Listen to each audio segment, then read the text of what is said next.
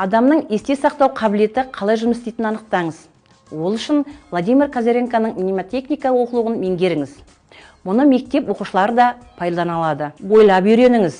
Сіздің жетістігіңіз сіздің ойлау тәсіліңізге байланысты болады. Барлық мәселелерді бір уақытта шешуге тырыспаңыз. Жарнамалық әрекетіңізді әртараптандырыңыз. Бұл сөзді біліміңізді дұрыс қолдана алатыныңызды білдіреді. Дәлелденген нәтижелері бар 2-ден 4 маркетинг стратегияларын қолданыңыз. Мысалы, Фейсбукты бизнесті алға жылжыту үшін пайдаланудың орнына, сіз блогты, YouTube бейнелерін, форумдарды және тіпті жарнамалы Google AdWords пайдалана аласыз. Сетевой бизнес жайлы толығырақ білу үшін парақшамда жазылуды ұмытпаңыздар. Статистиканы талдаңыз.